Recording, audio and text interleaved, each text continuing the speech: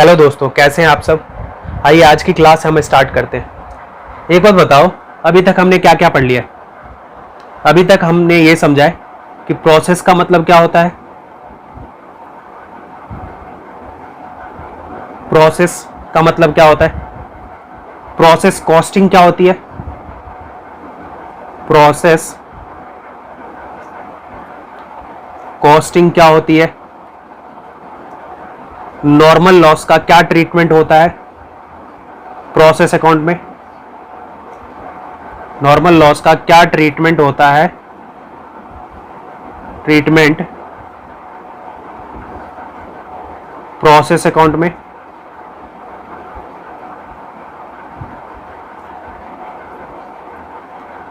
Normal loss कितने type के होते हैं, यानी उनका क्या क्या नेचर होता है। नॉर्मल लॉस वेट लॉस या फिर टोटल लॉस का हो तो क्या ट्रीटमेंट होगा। नॉर्मल लॉस अगर स्क्रैप के नेचर का और उसकी रियलाइजेबल वैल्यू हो तो क्या ट्रीटमेंट होगा। नॉर्मल लॉस अगर स्क्रैप के नेचर का उस पर डिस्पोजल कॉस्ट इनकर्ड होता हो तो क्या ट्रीटमेंट होगा प्रोसेस अकाउंट में। और नॉर्मल लॉस अकाउंट बनता कैसे है। फिर हमने ये सीखा कि अब नॉर्मल लॉस अकाउंट कैसे बनता है। अब नॉर्मल लॉस अकाउंट कैसे बनता है। अब नॉर्मल लॉस होता क्या है। अब नॉर्मल लॉस की ट्रीटमेंट क्या होती है प्रोसेस अकाउंट में। फिर हमने ये देखा कि एबनॉर्मल गेन क्या होता है और एबनॉर्मल गेन की ट्रीटमेंट क्या होती है प्रोसेस अकाउंट में और इनकी वैल्यू हम कैसे निकालते हैं। फिर हमने एक और कॉन्सेप्ट अभी तक पढ़ लिया है, cost per unit of normal output कैसे निकालते हैं। Cost per unit of normal output. फिर हमने एक छोटा सा कॉन्सेप्ट और पढ़ा था कि अगर पैकेजेस एम्प्टीज जो होता था उसकी रियलाइजेबल वैल्यू होती थी, उसका क्या ट्रीटमेंट होता था, यानी ट्रीटमेंट ऑफ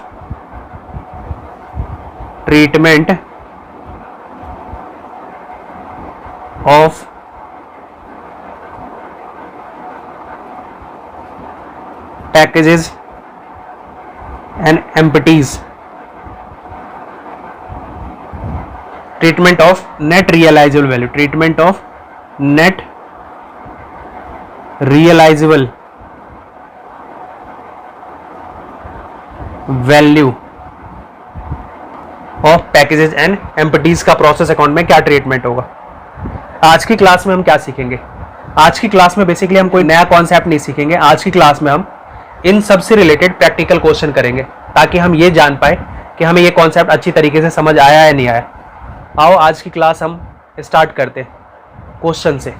आओ अब हम एक क्वेश्चन करते हैं। Illustration number 8.5। The product of a manufacturing concern passes through two process A and B and then to finish stock. यानी किसी मैन्युफैक्चरिंग कंसर्न का जो प्रोडक्ट है वो बेसिकली दो प्रोसेस के बाद बनता है, प्रोसेस ए और प्रोसेस बी के बाद।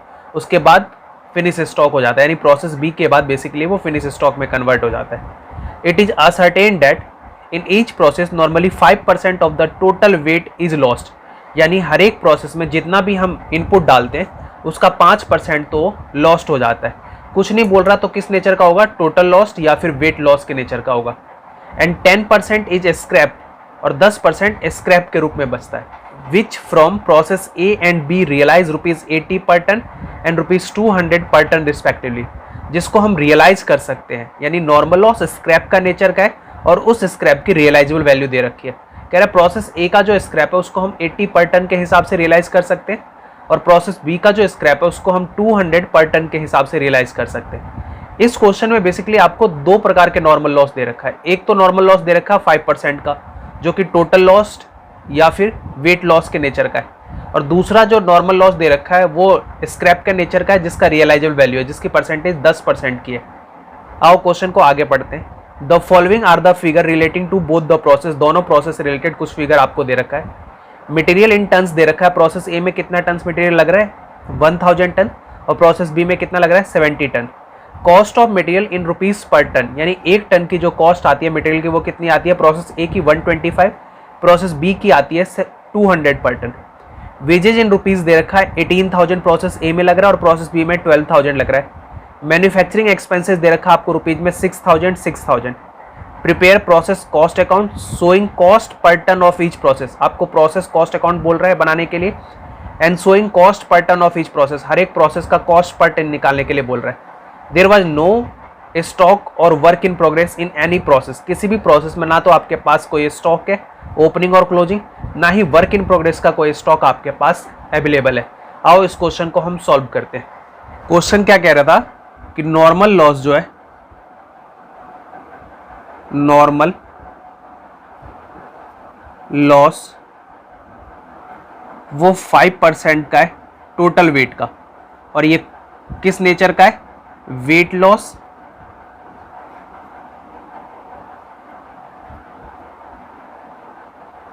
या फिर आप यूं बोल लो टोटल लॉस के नेचर का है। एक बात बताओ, प्रोसेस ए में हम कितना मटेरियल लगा रहे हैं? प्रोसेस ए में देखो लिखा है मटेरियल इन टन्स 1000, यानी 1000 टन्स एज ए इनपुट हम प्रोसेस ए में लगा रहे हैं। तो बताओ नॉर्मल लॉस कितना आ जाएगा? नॉर्मल लॉस 1000 टन का 5%, 1000 टन का अगर आप 5% निकालोगे तो ये आ जाएगा 50 टन, यानी 50 टन हमारा नॉर्मल लॉस है, जो किस नेचर का है, वेट लॉस या फिर टोटल लॉस के नेचर का है। अब आगे क्वेश्चन कह रहा था कि नॉर्मल लॉस 10% जो है वो स्क्रैप के नेचर का है, जिसकी रियलाइजेबल वैल्यू है। नॉर्मल लॉस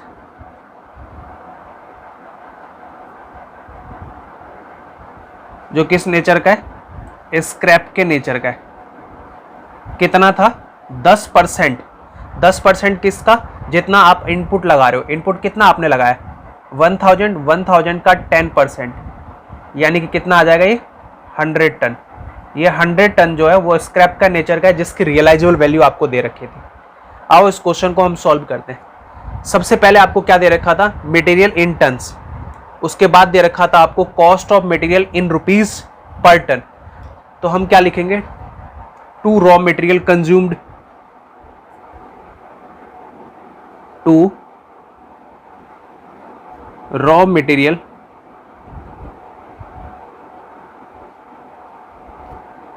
कंज्यूम्ड, बताओ कितना था? 1000 टन। कितने के हिसाब से? 125 के हिसाब से। 125 के हिसाब से 1000 कितना आ जाएगा? 125 इंटू में 1000, यह आ जाएगा 1,25,000। 1,25,000। आगे क्वेश्चन क्या कह रहा था आपसे? क्वेश्चन कह रहा था कि वेजेस, वेजेस कितना दे रखा है? प्रोसेस ए का देखो, वेजेस प्रोसेस ए में जो वेजेस दे रखा है वो आपको 18,000 दे रखा है।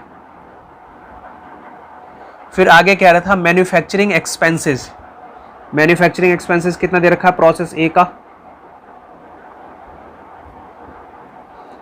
मैन्युफैक्चरिंग एक्सपेंसेस जाके देखोगे तो आपको दे रखा है 6,000 का। अब मेरे को एक बात बताओ, क्या इस क्वेश्चन में आपको एक्चुअल लॉस दे रखा है? नहीं। इस क्वेश्चन में क्या आपको एक्चुअल आउटपुट दे रखा है? नहीं। तो जब तक आपको एक्चुअल लॉस और एक्चुअल आउटपुट नहीं दे रखा है तब तक आप एबनॉर्मल लॉस और एबनॉर्मल गेन कैलकुलेट नहीं करोगे। ऑब्वियसली इस बात है, हम एबनॉर्मल लॉस या एबनॉर्मल गेन तब कैलकुलेट कर पाएंगे जब हमें एक्चुअल फिगर दे रखा हो, या तो एक्चुअल लॉस दे रखा हो या फिर एक्चुअल आउटपुट दे रखा हो। अब मेरे को एक बात बताओ, नॉर्मल लॉस अगर वेट लॉस या फिर टोटल लॉस के नेचर का होता था तो उसको प्रोसेस अकाउंट में क्या ट्रीटमेंट करते थे? प्रोसेस अकाउंट में हम इसका ट्रीटमेंट करते थे, अगर नॉर्मल लॉस, वेट लॉस या टोटल लॉस के नेचर का होता था तो उसके यूनिट्स को क्या कर देते थे? सिर्फ क्रेडिट कर देते थे। तो यूनिट्स को क्रेडिट करो प्रोसेस अकाउंट में बाय नॉर्मल लॉस अकाउंट। कितना दे रखा आपको? 5%। 5% के हिसाब से कितना आया था? 50 टन। और ये किस नेचर का था? ये वेट लॉस या फिर टोटल लॉस के नेचर का है, तो इसकी वैल्यू तो होती नहीं, तो सिर्फ यूनिट्स को आप क्या कर दो? क्रेडिट कर दो। लेकिन दूसरा जो नॉर्मल लॉस है वो स्क्रैप का नेचर का, उसकी रियलाइजेबल वैल्यू दे रखी है। अगर नॉर्मल लॉस स्क्रैप का नेचर का था और उसकी रियलाइजेबल वैल्यू दे रखी थी तो ऐसे केस में हम प्रोसेस अकाउंट में क्या ट्रीटमेंट करते थे?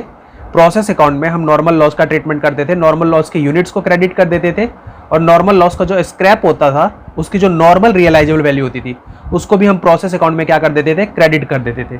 तो आओ क्रेडिट करते हैं, बाय नॉर्मल लॉस अकाउंट। कितना है, 100 टन। अब ये बताओ ये कितने के हिसाब से रियलाइज हो जाएगा। अगर आप देखोगे प्रोसेस ए का जो स्क्रैप है वो कितने के हिसाब से रियलाइज हो जाएगा, तो क्वेश्चन आपसे कह रहा था कि प्रोसेस ए का जो स्क्रैप है वो 80 पर टन के हिसाब से रियलाइज हो जाएगा। तो 80 पर टन, 80 पर टन के हिसाब से कितना आ जाएगा, 100 इंटू में 80 यानी कि आ जाएगा 8000, यानी 8000 हमारे पास आ जाएगा नॉर्मल लॉस की नॉर्मल रियलाइजेबल वैल्यू। अब जो हमारा आउटपुट आएगा इस प्रोसेस का उसको हम नेक्स्ट प्रोसेस में भेज देंगे, यानी कि प्रोसेस बी में। तो चलो भेजते हैं, बाय प्रोसेस बी अकाउंट। कितना यूनिट्स भेजेंगे, एक बात बताओ, 1000 आपने इनपुट डाला, उसमें से 50 यूनिट्स तो लॉस हो गया और 100 यूनिट और लॉस हो गया। तो नेक्स्ट प्रोसेस में कितना आउटपुट जाएगा, 850 टन।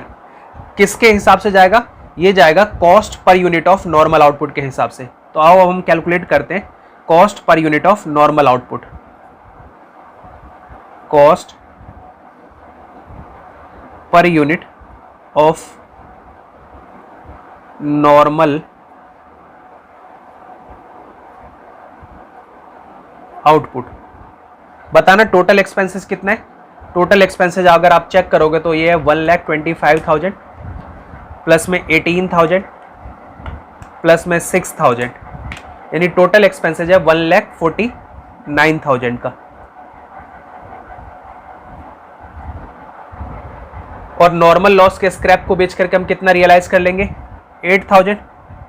तो उसको माइनस कर दो, क्यों, क्योंकि उससे कॉस्ट हमारा क्या हो जाएगा, कम हो जाएगा।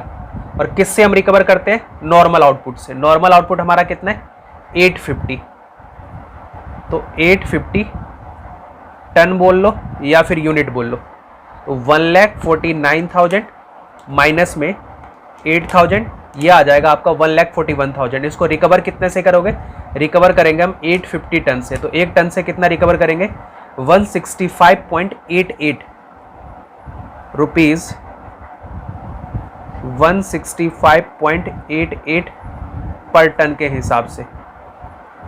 तो चलो हम कैलकुलेट करते हैं, 165.88 के हिसाब से अगर आप कैलकुलेट करोगे तो कितना आ जाएगा। ऑब्वियसली सी बात है ये जो आएगा वो मैच नहीं करेगा, क्यों, क्योंकि पॉइंट में आ जाएगा। तो हम एक काम करेंगे, इसका हम क्या कर लेंगे, बैलेंसिंग फिगर निकाल लेंगे। चलो इस साइड के टोटल, इस साइड के हम टोटल करते हैं। 1000 एक्सपेंसेस का टोटल कितना था, 1,49,000। इधर भी यूनिट्स का टोटल कितना आएगा, 1000, और अमाउंट का टोटल कितना आ जाएगा, 1,49,000। 1,49,000 में से 8,000 माइनस करोगे तो कितना आ जाएगा, 1,41,000। लेकिन अगर आप इससे कैलकुलेट करोगे ना तो हो सकता है कि 1,41,000 ना आ जाए, क्योंकि हम यहाँ पे पॉइंट को क्या कर देते हैं, यहाँ पे देखो ना 165.88 ले रहे हैं, यानी आगे के पॉइंट को हम क्या कर दे रहे हैं, इग्नोर कर देते हैं। तो हो सकता है कि 1,41,000 ना आ जाए। तो ऐसे केस में जब भी पॉइंट आ जाए तो आप क्या कर लेना, इसको बैलेंसिंग फिगर ले लेना, ताकि दोनों साइड क्या हो जाए, हमारा मैच कर जाए।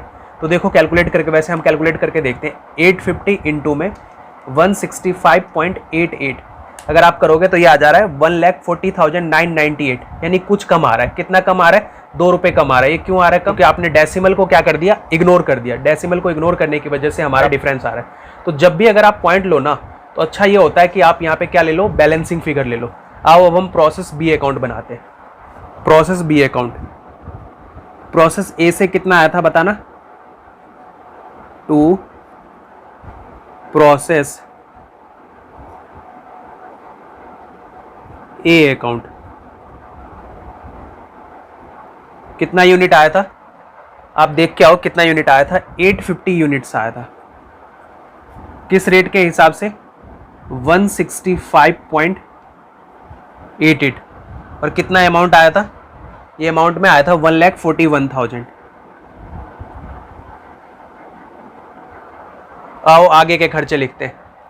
इसमें और एडिशनल मटेरियल लगाया जा रहा है। कितना मटेरियल लगाया जा रहा है? 70 टन। और इसका रेट क्या है? 200 पर टन के हिसाब से। तो लिखो 2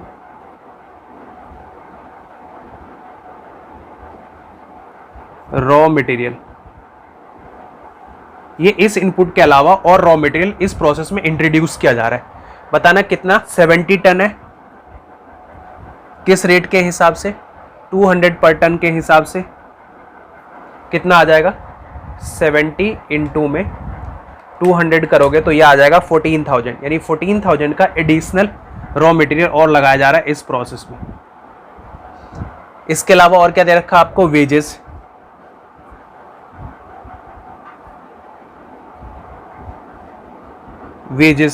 वेजेस कितना दे रखा आपको? वेजेस दे रखा है 12,000 का। इसके अलावा और क्या दे रखा है? Manufacturing expenses. मैन्युफैक्चरिंग एक्सपेंसेस कितने का दे रखा है? 6,000 का दे रखा है। क्वेश्चन आपसे क्या कह रहा था? क्वेश्चन कह रहा था कि हर एक प्रोसेस में 5% जो है टोटल वेट का वो लॉस्ट हो जाता है। यानी नॉर्मल लॉस जो किस नेचर का था? वेट लॉस या फिर टोटल लॉस के नेचर का? तो यहां पे बताओ मेरे को नॉर्मल लॉस। टोटल वेट का 5%। टोटल वेट कितना है? यहां पे टोटल वेट है 850 जो प्रोसेस ए से आया था और 70 ये। टोटल वेट कितना है? टोटल वेट ऑब्वियसली सी बात है प्रोसेस ए से कितना आया था? 850 टन। और इस प्रोसेस में खुद एडिशनल कितना लगाया जा रहा है? 70। तो टोटल वेट कितना हो जाएगा? टोटल वेट हो जाएगा 850 प्लस में 70 यानी कि 920। 920 का 5% हमारा क्या था? टोटल लॉस या फिर वेट लॉस के नेचर का था। तो 920 का 5% अगर आप निकालोगे तो यह आ जाएगा 46। यानी 46 टन क्या था? वेट लॉस या फिर टोटल लॉस के नेचर का था। तो अगर वेट लॉस या फिर टोटल लॉस के नेचर का अगर नॉर्मल लॉस होता है तो हम क्या करते हैं? हम सिर्फ यूनिट्स को क्या कर देते हैं? क्रेडिट कर देते हैं। इसके अलावा 10% जो था वो स्क्रैप का नेचर का था। उसकी रियलाइजेबल वैल्यू आपको दे रखी थी 200 पर टन के हिसाब से। तो लिखो by normal loss.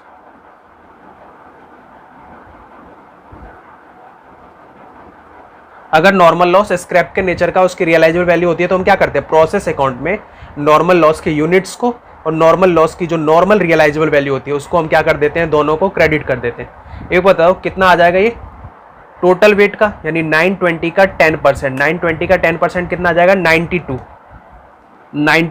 Ton scrap के नेचर का था नॉर्मल लॉस। उसको हम कितने के हिसाब से रियलाइज कर देंगे? 200 पर टन के हिसाब से रियलाइज कर देंगे।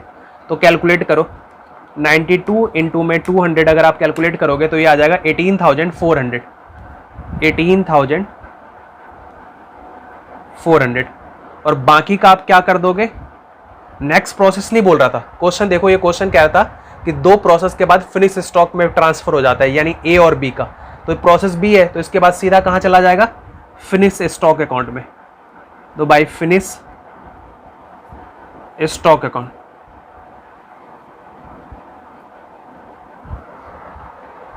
कितना जाएगा? ऑब्वियसली सी बात है आपको एक्चुअल आउटपुट एक्चुअल लॉस नहीं दे रखा। ना तो आपको एक्चुअल आउटपुट दे रखा है ना ही एक्चुअल लॉस दे रखा है।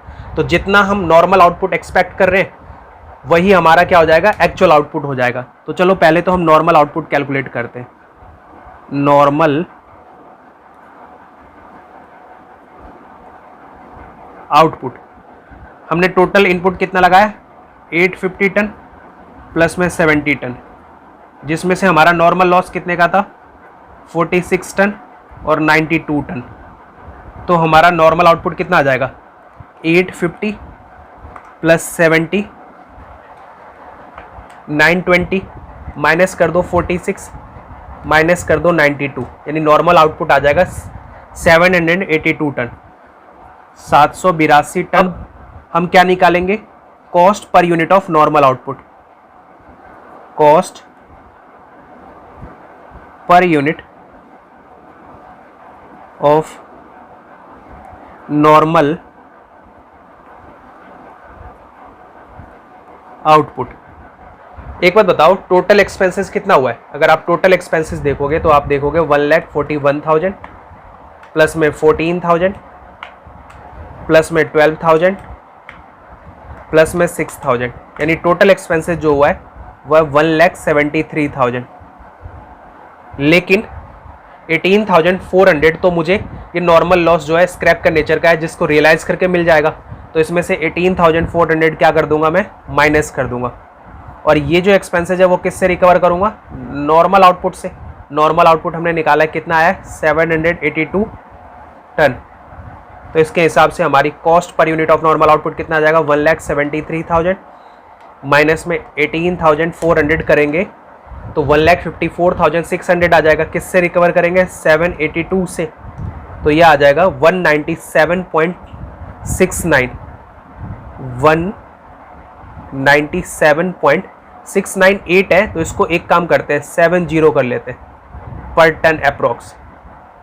आओ अब हम कैलकुलेट करते हैं। फिनिश स्टॉक कितना जाएगा? 782 टन। किस रेट के हिसाब से? 197.70। अब हम इस रेट से कैलकुलेट करेंगे ना तो दोनों साइड मैच नहीं कर पाएगा। क्यों नहीं मैच कर पाएगा? क्योंकि हमने पॉइंट को, इतने बड़े पॉइंट को क्या कर दिया? इग्नोर कर दिया। और ये जो वैल्यू लिया है वो किस में लिया है? राउंड फिगर में।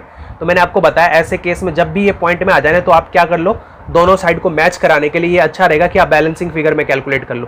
तो मेरे को एक बात बताओ, इस साइड का टोटल कितना है? 920 यूनिट का। इस साइड का भी टोटल कितना आ जाएगा? 920। इस साइड का एक्सपेंसेस का टोटल कितना है? हमने कैलकुलेट किया 1,73,000। तो इधर का भी टोटल कितना आ जाएगा? 1,73,000। तो माइनस करो 1,73,000 में से 18,400, ये करेंगे तो ये आ जाएगा 1,54,600। अगर आप इस रेट के हिसाब से कैलकुलेट करोगे तो देखो कितना आ जाएगा? 782 माइनस में 197.70, ये आ जाएगा 1,54,601 रुपीज़, यानी 1 रुपये का डिफरेंस आ जाएगा। 1 रुपये का डिफरेंस क्यों आ गया? क्योंकि कहीं ना कहीं हमने ये पॉइंट को क्या कर दिया था? राउंड ऑफ कर दिया था, इस वजह से ये मैच नहीं कर पाता। तो अच्छा होता है कि आप बैलेंसिंग फिगर ही ले लो। आओ अब हम नेक्स्ट क्वेश्चन करते हैं। Illustration number 8.12। ये जितने भी क्वेश्चन हम कर रहे हैं ये बेसिकली एग्जाम में आए हुए क्वेश्चन है। 8.12, from the following information prepare a process account. आपसे प्रोसेस अकाउंट बनाने को बोल रहा है। एबनॉर्मल गेन अकाउंट, यानी अब की बार एबनॉर्मल गेन भी होगा। एबनॉर्मल गेन अकाउंट मांग रहा है। Normal loss account. क्वेश्चन बोल रहा है input of raw material 840 units दे रखा है at the rate of 40 per unit. ठीक है। डायरेक्ट मटेरियल यानी इस इनपुट के अलावा जो लग रहा है डायरेक्ट मटेरियल वो कितना लग रहा है? 5,924 रुपये। डायरेक्ट वेजेस कितना दे रखा है? 8,000। आगे पढ़ो। ओवरहेड दे रखा है आपको, ओवरहेड 8,000 का। एक्चुअल आउटपुट दे रखा है यहाँ पे 750 यूनिट्स। नॉर्मल लॉस दे रखा है 15% का। Value of scrap per unit 10 रुपये पर यूनिट, यानी वैल्यू ऑफ स्क्रैप, यानी स्क्रैप का अब की बार वैल्यू है। यानी ये जो नॉर्मल लॉस है वो किस नेचर का होगा? स्क्रैप के नेचर का, जिसकी रियलाइजेबल वैल्यू है कितने रुपए के हिसाब से? 10 रुपये पर यूनिट के हिसाब से। तो आओ इस क्वेश्चन को हम सॉल्व करते हैं। सबसे पहले बताओ इनपुट कितना लगा रहा है, यानी raw material to raw material कितना क्वेश्चन कह रहा था? क्वेश्चन कह रहा था 840 यूनिट्स। किस रेट के हिसाब से? 40 पर यूनिट के हिसाब से। तो अगर आप 840 यूनिट्स को 40 पर यूनिट के हिसाब से कैलकुलेट करोगे, 840 इंटू में 40, तो ये आ जाएगा 33,600 का। 33,600 का ये इनपुट लगा रहे, इनपुट। आगे देखो क्वेश्चन पढ़ के। डायरेक्ट मटेरियल यानी इसके अलावा और मटेरियल लगा रहे हैं कितने का? 5,924 रुपये का। तो लिखो to direct material, to direct material. एक बार बताओ डायरेक्ट मटेरियल कितने का दे रखा है? यूनिट्स नहीं दे रखा, सीधा अमाउंट में दे रखा है। तो आप भी सीधा अमाउंट में लिखो 5,924 रुपये। उसके अलावा क्या दे रखा है आपको? Direct wages. तो लिखो direct wages, to direct wages.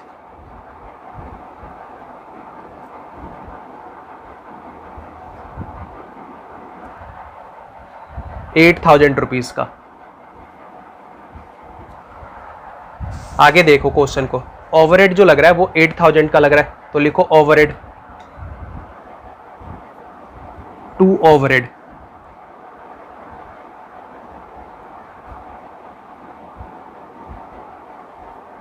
Overhead कितने का दे रखा आपको? 8000 का। क्वेश्चन कह रहा था एक्चुअल आउटपुट कितनी है? 750 यूनिट्स है। एक्चुअल आउटपुट लिख लेते हैं हम, एक्चुअल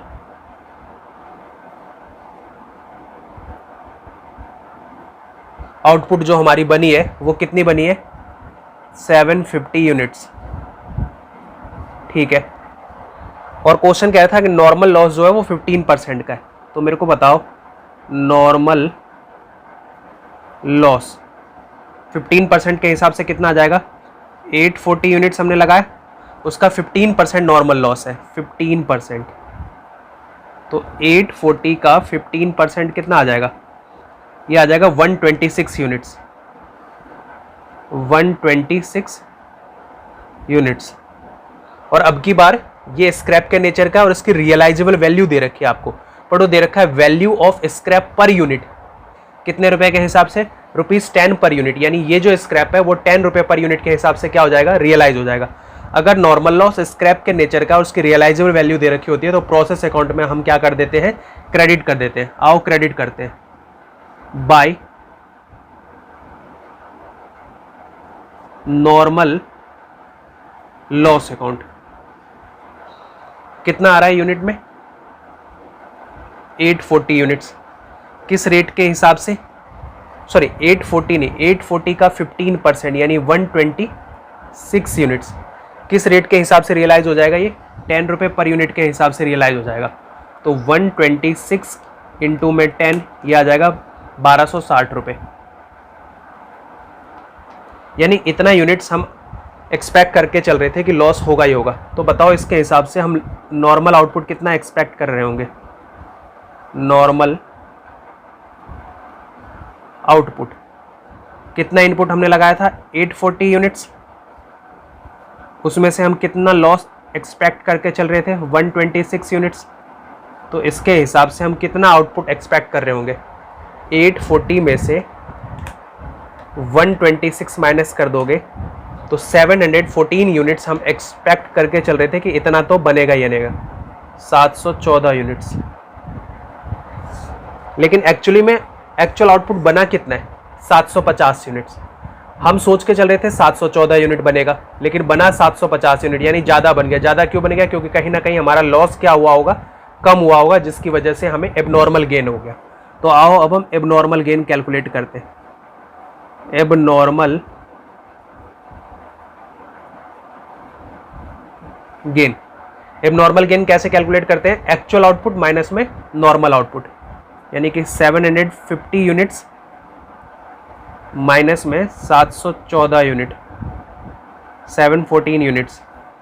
जब ये माइनस करेंगे तो कितना आ जाएगा? 750 माइनस में 714, ये आ जाएगा 36 यूनिट्स। यानी 36 यूनिट्स का हमें क्या हुआ है? एबनॉर्मल गेन हुआ है। और इस एबनॉर्मल गेन की हम वैल्यू किस पे करते हैं? Cost per unit of normal output. आपने अगर ये एबनॉर्मल गेन के बारे में नहीं पढ़ा है तो लेक्चर नंबर 4 देखिए। लेक्चर नंबर 4 में हमने अच्छी तरीके से सीख रखा है कि एबनॉर्मल गेन की वैल्यू कैसे निकालते हैं, एबनॉर्मल गेन की ट्रीटमेंट क्या होती है। तो एबनॉर्मल गेन की हम वैल्यू कैसे निकालते हैं? Cost per unit of normal output के हिसाब से। तो आओ इस क्वेश्चन में हम cost per unit of normal output निकालते हैं। Cost per unit of normal output. एक बात बताओ, टोटल एक्सपेंसेस कितना दे रखा आपको? आओ ऐड करते हैं। 33,600, 5,924 प्लस में 8,000 प्लस में 8,000, यानी टोटल एक्सपेंसेस आ गया 55,524 रुपये। 55,524 रुपये। इसमें से नॉर्मल लॉस को रियलाइज करके हम कितना कमा लेंगे? 1260 रुपये। तो 1260 माइनस कर दो, और इसको हम किससे रिकवर करेंगे? नॉर्मल आउटपुट से। देखो नॉर्मल आउटपुट आपने कितना कैलकुलेट किया? नॉर्मल आउटपुट आपने कैलकुलेट करा है 714 यूनिट्स।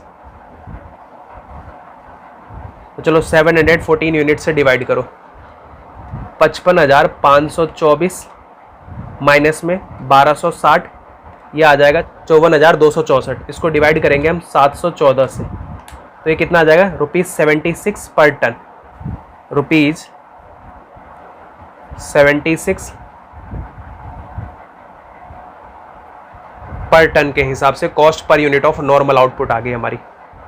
अब एक बात बताओ, नेक्स्ट प्रोसेस तो यहाँ पे बोल ही नहीं रहा, तो हम कहाँ पे ट्रांसफर कर देंगे, फिनिश गुड्स अकाउंट में। तो बाय फिनिश्ड गुड्स अकाउंट में, फिनिश गुड्स अकाउंट में कितना जाएगा, जितना हमारा एक्चुअल आउटपुट बना है। एक्चुअल आउटपुट कितना बना हमारा, 750 यूनिट्स। किस रेट से हम वैल्यू करेंगे, cost per unit of normal output यानी 76 के हिसाब से। तो आओ कैलकुलेट करते हैं, 750 इंटू में 76, ये कितना आ जाएगा, 57,000। आप एक बार इस साइड का टोटल करो यूनिट्स का, 750 प्लस में 126 कितना आ रहा है, 876, और इस साइड का टोटल कितना है, 840। यानी हम जितना यूनिट्स लगा रहे उससे ज़्यादा यूनिट्स का कहीं ना कहीं आउटपुट हमें निकल रहा है नॉर्मल लॉस को एक्सपेक्ट करने के बाद। ये क्यों हो रहा था, एबनॉर्मल गेन को। तो एबनॉर्मल गेन को याद करो, प्रोसेस अकाउंट में हम क्या ट्रीटमेंट करते थे, प्रोसेस अकाउंट में हम एबनॉर्मल गेन के यूनिट्स को और एबनॉर्मल गेन की जो वैल्यू होती थी उसको डेबिट कर देते थे। क्यों डेबिट कर देते थे, क्योंकि कहीं ना कहीं इस साइड क्या आ रहा है, 840 यूनिट्स, और इस साइड कितना आ रहा है, 876 यूनिट्स, यानी इतना यूनिट्स, इस साइड 36 यूनिट्स ज़्यादा है। 36 यूनिट क्रेडिट साइड ज़्यादा होने का मतलब क्या है, कि कहीं ना कहीं आपको क्या हुआ होगा, फायदा हुआ होगा, एबनॉर्मल गेन हुआ होगा। तो चलो हम एबनॉर्मल गेन लिखते हैं, 2 एबनॉर्मल गेन। अगर आप एबनॉर्मल गेन की ट्रीटमेंट भूल चुके हो तो जाओ दोबारा से उस वीडियो को देखो, जहाँ पे मैंने आपको अच्छी तरीके से डिटेल में बताया कि एबनॉर्मल गेन की यूनिट्स को और एबनॉर्मल गेन की वैल्यू को हम प्रोसेस अकाउंट में डेबिट करते हैं। एक बात बताओ, एबनॉर्मल गेन कितने का आया था, 36 यूनिट्स। इसकी वैल्यू हम किस रेट्स के हिसाब से करते हैं, इसकी वैल्यू हम करते हैं cost per unit of normal output के हिसाब से, यानी 76 के हिसाब से। तो अगर आप 76 के हिसाब से करोगे तो 36 इंटू में 76, ये कितना आ जाएगा, 2736, 2736 रुपये। चलो इस अकाउंट को हम बंद करते हैं। इस साइड का टोटल कितना आ जाएगा, 876 यूनिट्स। खर्चे का टोटल कितना आ जाएगा, यहाँ तक का टोटल कितना था, 55,524, 55,524। इसमें क्या ऐड कर दो, 2736, ये वाला। यहाँ तक का टोटल तो आपने कर रखा था ना, कितना आया था, 55,524, तो उसमें सिर्फ ऐड कर दो 2736, तो ये कितना आ जाएगा, 58,260, 58,260। इस साइड का भी टोटल कितना आ जाएगा, 876 यूनिट्स। अगर आप खर्चे का टोटल करोगे तो 57 और 1, 58,260, 58,260। इस क्वेश्चन में आपसे और क्या मांग रहा था, आपसे मांग रहा था एबनॉर्मल गेन अकाउंट कैसे बनाएंगे और नॉर्मल लॉस अकाउंट। तो आओ अब हम एबनॉर्मल गेन अकाउंट बनाते हैं। एबनॉर्मल गेन अकाउंट, सबसे पहले तो हम प्रोसेस अकाउंट से कॉन्ट्रा एंट्री पास करेंगे एबनॉर्मल गेन अकाउंट में। एक बार बताओ, एबनॉर्मल गेन की वजह से आपने प्रोसेस अकाउंट को क्या किया था, प्रोसेस अकाउंट को डेबिट किया था, यानी process account debit to abnormal gain, यानी एबनॉर्मल गेन को क्या करना है, क्रेडिट करना है। किसकी वजह से, प्रोसेस अकाउंट की वजह से। तो लिखो by process account, by process account. कितना यूनिट्स था, 36 यूनिट्स था। रेट क्या आई थी, रेट आई थी 76, उसके हिसाब से वैल्यू कितना आ गया था, वैल्यू आ गया था 36 इंटू में 76 अगर आप करोगे तो वैल्यू आ गया था आपका 2736, 2736। ये तो एबनॉर्मल गेन की कॉन्ट्रा एंट्री थी। एक बार बताओ, नॉर्मल लॉस अकाउंट की भी कॉन्ट्रा एंट्री मारी लेते हैं साथ साथ। नॉर्मल लॉस का आपने प्रोसेस अकाउंट में क्या करा था, अब की बार नॉर्मल लॉस स्क्रैप के नेचर का था और उसकी रियलाइजेबल वैल्यू थी, तो आपने प्रोसेस अकाउंट में क्या कर दिया था, क्रेडिट कर दिया था। तो प्रोसेस अकाउंट को क्रेडिट करा था तो डेबिट क्या हुआ होगा, नॉर्मल लॉस अकाउंट। तो नॉर्मल लॉस अकाउंट को डेबिट करो, किसकी वजह से, प्रोसेस अकाउंट की वजह से। तो टू प्रोसेस अकाउंट, कितना था नॉर्मल लॉस? नॉर्मल लॉस आपका था 126 यूनिट्स और रेट क्या था? 10 के हिसाब से कितना आ गया था अमाउंट? 1260। एक बात बताओ, एबनॉर्मल गेन कितने का हुआ है? 36 यूनिट्स। 36 यूनिट 76 के हिसाब से 2736 रुपए का एबनॉर्मल गेन हुआ है। अगर बताओ एबनॉर्मल गेन हुआ है तो इससे क्या हुआ होगा? इससे आपकी नॉर्मल लॉस कम हो गई होगी। अगर नॉर्मल लॉस कम हो गई होगी तो स्क्रैप जो था नॉर्मल लॉस का वो भी कम हो गया होगा। यानी अगर ये एबनॉर्मल गेन नहीं भी होता तो नॉर्मल लॉस होता, और उस नॉर्मल लॉस के स्क्रैप को मैं 10 रुपए पर यूनिट के हिसाब से क्या कर सकता था? रियलाइज कर सकता था। तो मेरा नेट एबनॉर्मल गेन 2736 का नहीं हुआ है। 2736 में से 36 इंटू में 10 यानी कि 360 रुपए को क्या कर दो? माइनस कर दो। यानी मेरा नेट एबनॉर्मल गेन हुआ है 2376 रुपए, यानी 2376 का।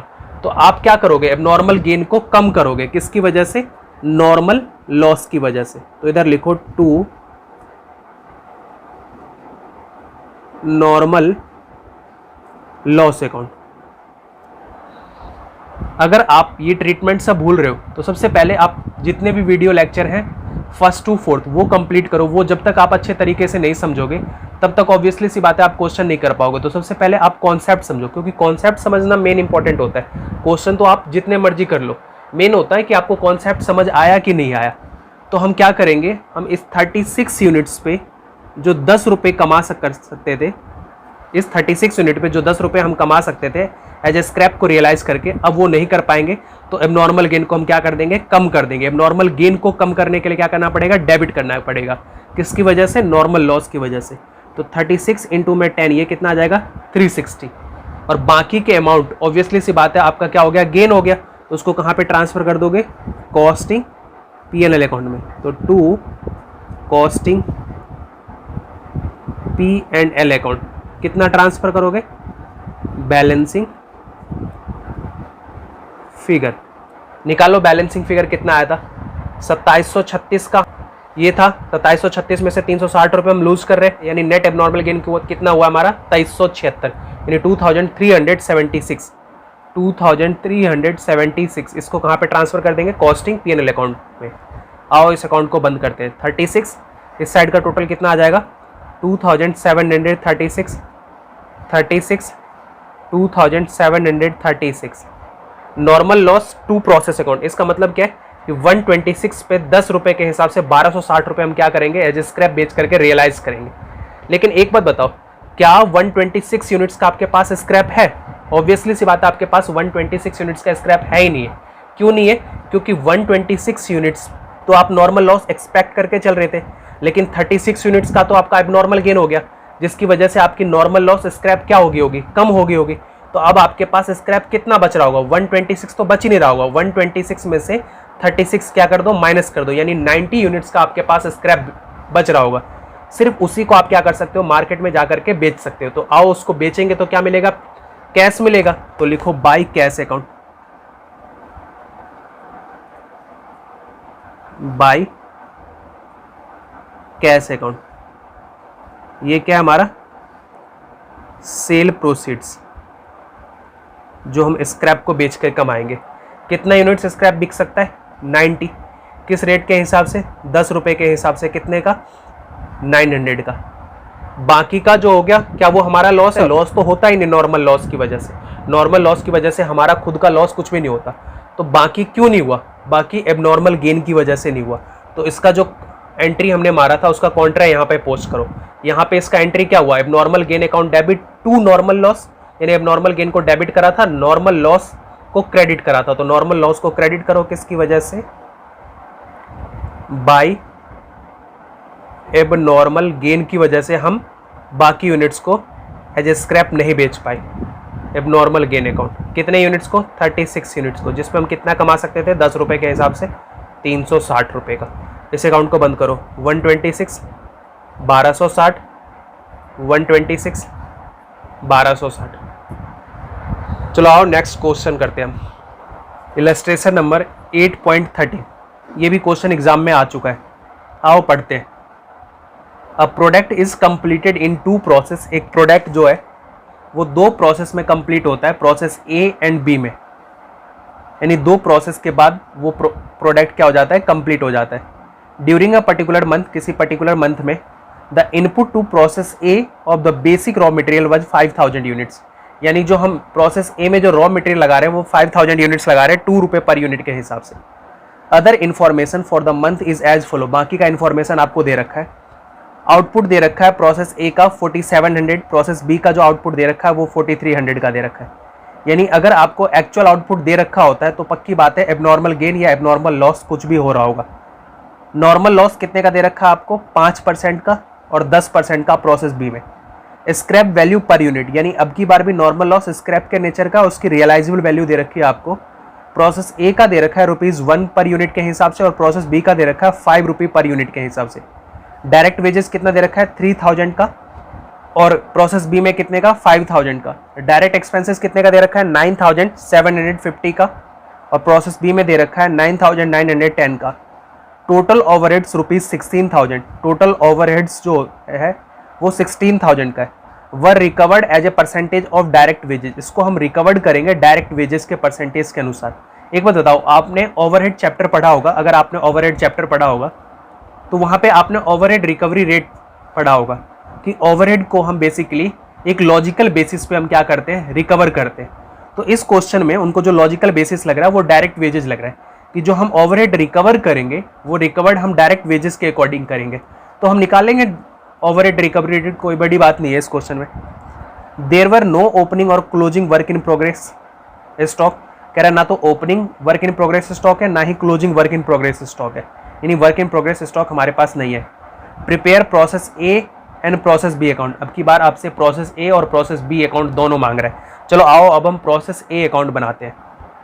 प्रोसेस ए अकाउंट, एक बार बताओ रॉ मटेरियल कितना लगा रहे थे ये प्रोसेस ए में 5000 यूनिट्स 2 रुपये पर यूनिट के हिसाब से। तो लिखो 2 रॉ मटेरियल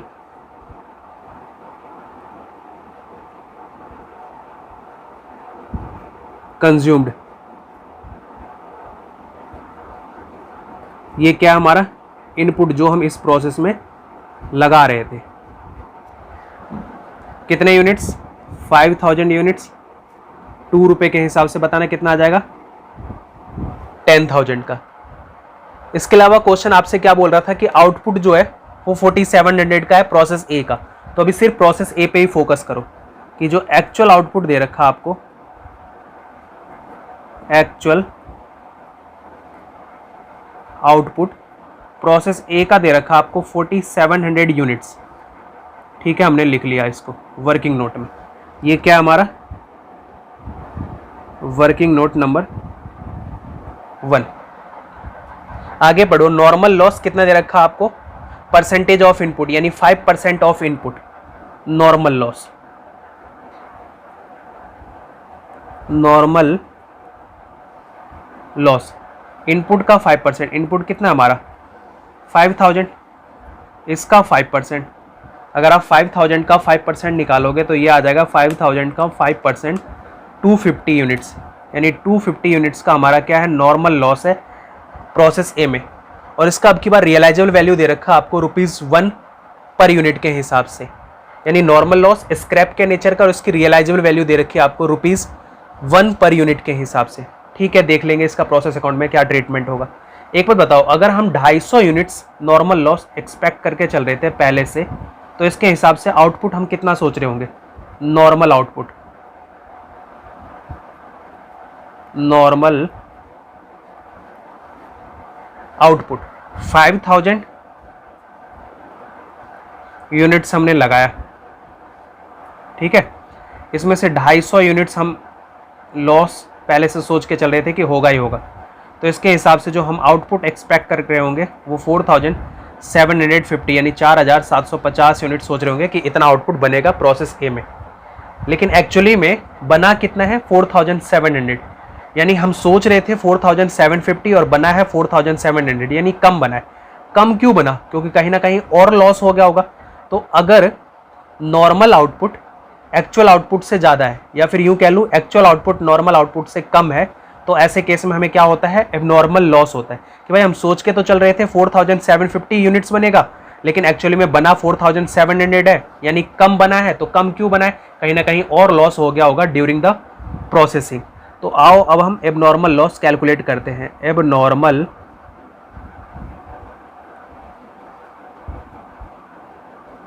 लॉस, बताओ एबनॉर्मल लॉस कितने का आ जाएगा। एबनॉर्मल लॉस आ जाएगा नॉर्मल आउटपुट यानी 4750 यूनिट्स माइनस में एक्चुअल आउटपुट यानी 4700 यूनिट्स। तो ये कितना आ जाएगा, ये आ जाएगा 4750 में से 4700 माइनस करोगे तो 50 यूनिट्स, यानी 50 यूनिट्स का हमें एबनॉर्मल लॉस हो गया, यानी इतना ज़्यादा और लॉस हो गया होगा ड्यूरिंग द प्रोसेसिंग। अब एक बात बताओ, इस एबनॉर्मल लॉस की हम वैल्यू कैसे करते हैं। इस एबनॉर्मल लॉस की वैल्यू हम करते हैं cost per unit of normal output के हिसाब से। चलो वो तो बाद की बात है, cost per unit of normal output के हिसाब से हम करेंगे इसकी वैल्यू। प्रोसेस अकाउंट में हम इसका क्या ट्रीटमेंट करते हैं, याद करो एबनॉर्मल लॉस का ट्रीटमेंट। एबनॉर्मल लॉस को हम प्रोसेस अकाउंट से क्या करते थे, बोलते थे इसको बाहर निकालो, और बाहर निकालने के लिए हमें क्या करना पड़ेगा, क्रेडिट करना पड़ता था। तो एबनॉर्मल लॉस के यूनिट्स को और एबनॉर्मल लॉस की जो वैल्यू होती थी, जो हम cost per unit of normal output के हिसाब से निकालते थे, उसको प्रोसेस अकाउंट से क्या कर देते थे, बाहर निकाल देते थे, यानी प्रोसेस अकाउंट में क्या कर देते थे, क्रेडिट कर देते थे। अब बताओ मेरे को, नॉर्मल लॉस अगर स्क्रैप के नेचर का है, उसकी रियलाइजेबल वैल्यू होती थी, उसको हम क्या करते थे प्रोसेस अकाउंट में। तो प्रोसेस अकाउंट में नॉर्मल लॉस अगर स्क्रैप के नेचर का था, उसकी रियलाइजेबल वैल्यू होती थी, तो नॉर्मल लॉस के यूनिट्स को और नॉर्मल लॉस की जो रियलाइजेबल वैल्यू है उसको प्रोसेस अकाउंट में हम क्या कर देते थे, क्रेडिट कर देते थे। आओ क्रेडिट करते हैं, बाय नॉर्मल लॉस अकाउंट। कितना नॉर्मल लॉस आया, 250 यूनिट्स, और ये कितने के हिसाब से रियलाइज हो जाएगा। क्वेश्चन कह रहा है कि ये जो रियलाइज हो जाएगा वो रियलाइज हो जाएगा ₹1 पर यूनिट के हिसाब से। तो 1 के हिसाब से कितना हो जाएगा, 250। अब आगे बढ़ो, एबनॉर्मल लॉस को हम क्या करते हैं, एबनॉर्मल लॉस के यूनिट्स को, एबनॉर्मल लॉस की वैल्यू को हम क्या कर देते हैं, क्रेडिट कर देते हैं। By abnormal loss, abnormal loss कितना दे रखा आपको, 50 यूनिट्स। वैल्यू कैसे कैलकुलेट करेंगे, वैल्यू अभी हम cost per unit of normal output के हिसाब से कैलकुलेट करेंगे, वो अभी हमने कैलकुलेट नहीं करा है। चलो आगे बढ़ो, क्वेश्चन कह रहा था डायरेक्ट वेजेस। डायरेक्ट वेजेस कितना का दे रखा था, डायरेक्ट वेजेस दे रखा था 3000 का, तो लिखो direct wages 3000।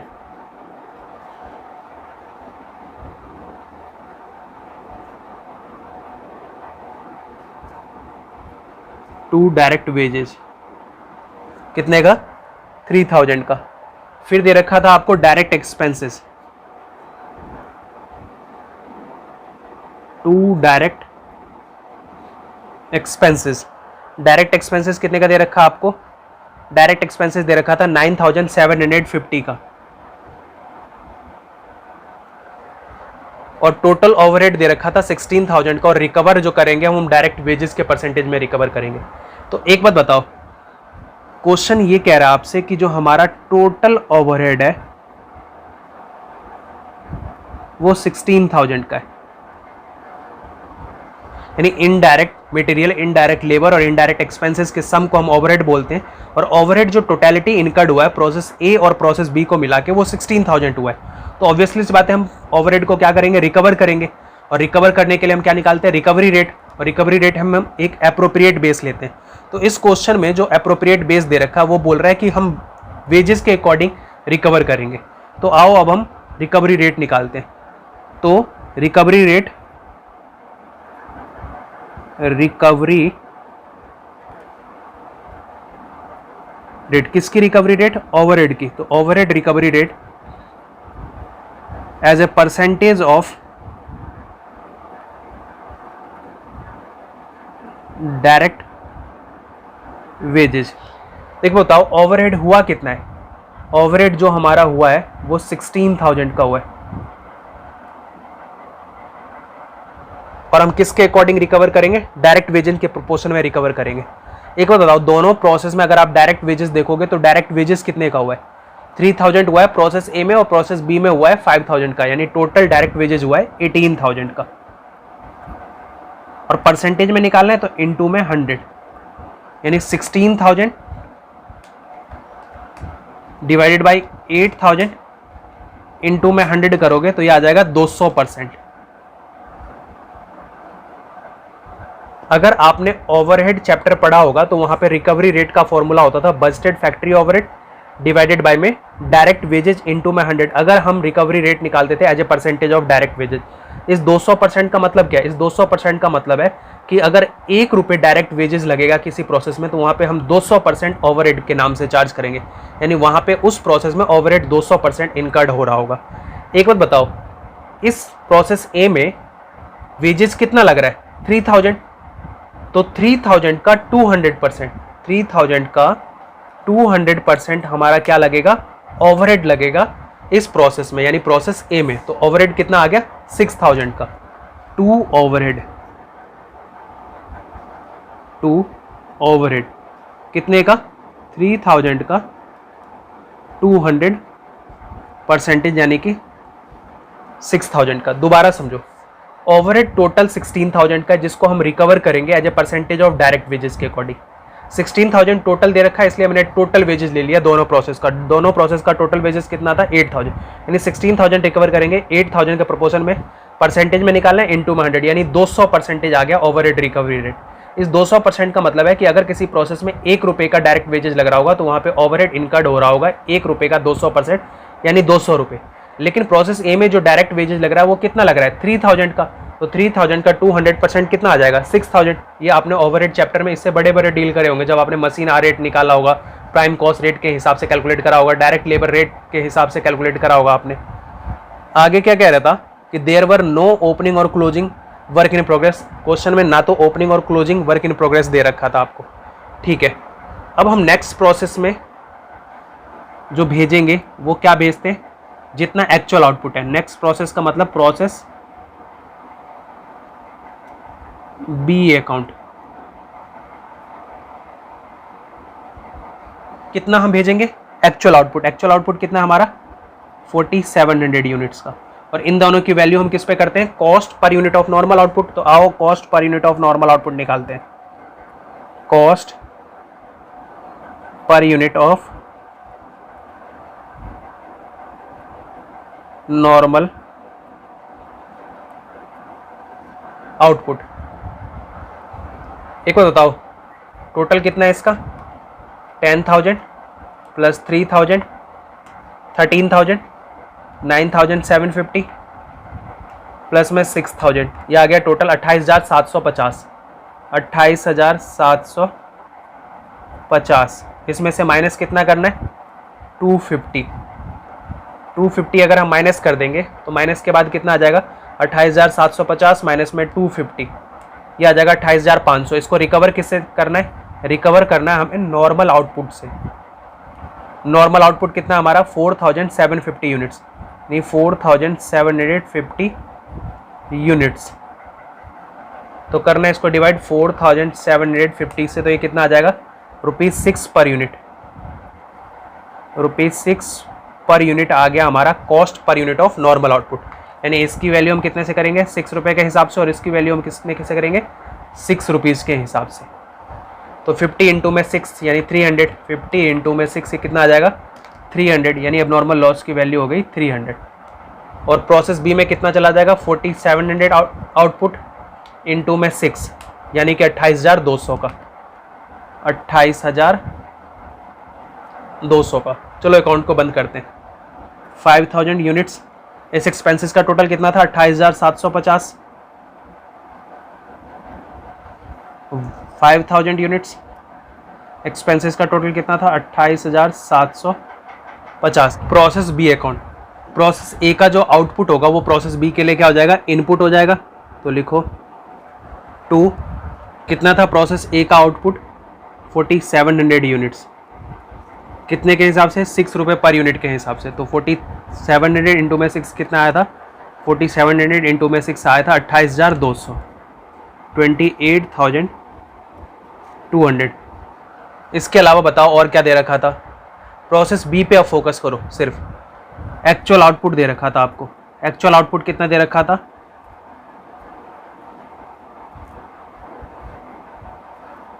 Actual output, actual output question में दे रखा था 4300 यूनिट्स, 4300 यूनिट्स। ठीक है, देख लेंगे।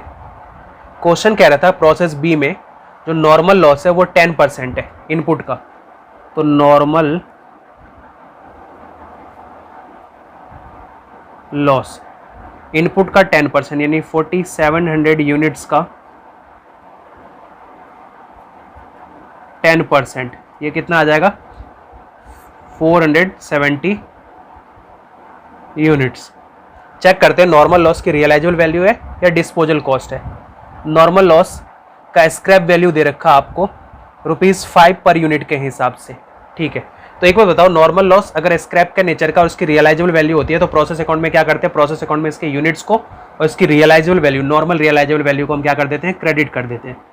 तो लिखो बाय नॉर्मल लॉस अकाउंट, कितना 470 यूनिट्स, रेट कितना दे रखा आपको 5 यूनिट्स, 470 इंटू में 5, ये आ जाएगा 2350, 2350 रुपये।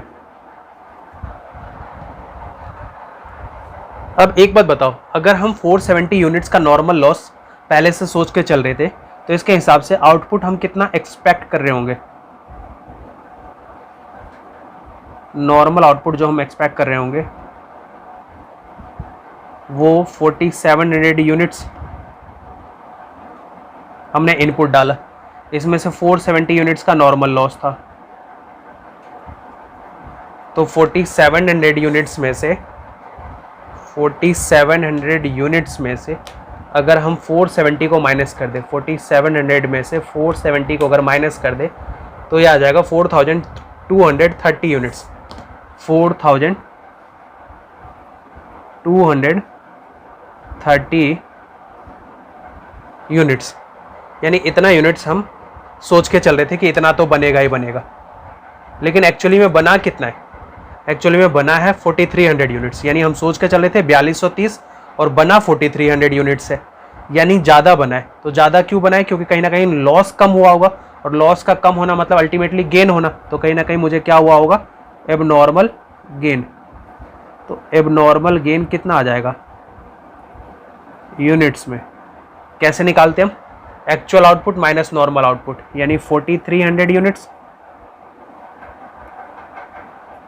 माइनस में नॉर्मल आउटपुट यानी कि 4230 यूनिट्स, तो कितना आ जाएगा 4300 माइनस में 4230 करेंगे तो आ जाएगा 70 यूनिट्स, यानी 70 यूनिट्स का आपको क्या हुआ है, एबनॉर्मल गेन हुआ है, ठीक है। एक बार बताओ, एबनॉर्मल गेन को हम क्या करते हैं प्रोसेस अकाउंट में, एबनॉर्मल गेन के यूनिट्स को और एबनॉर्मल गेन की वैल्यू कैसे कैलकुलेट करते हैं, cost per unit of normal output के हिसाब से। तो एबनॉर्मल गेन की यूनिट्स को और एबनॉर्मल गेन की जो वैल्यू होती है उसको प्रोसेस अकाउंट में हम क्या कर देते हैं, डेबिट कर देते हैं। वो तो बाद में हम डेबिट करेंगे, पहले हम क्वेश्चन को आगे पढ़ते हैं। क्वेश्चन आगे क्या कह रहा था कि डायरेक्ट वेजेस जो है वो कितना है प्रोसेस बी का 5000 का, तो लिखो 2 डायरेक्ट वेजेस,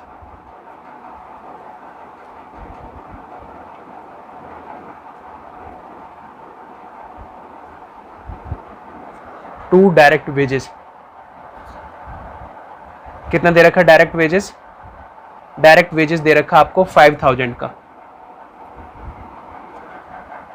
डायरेक्ट एक्सपेंसेस कितना दे रखा है 9910 रुपीज का, तो 2 डायरेक्ट एक्सपेंसेस,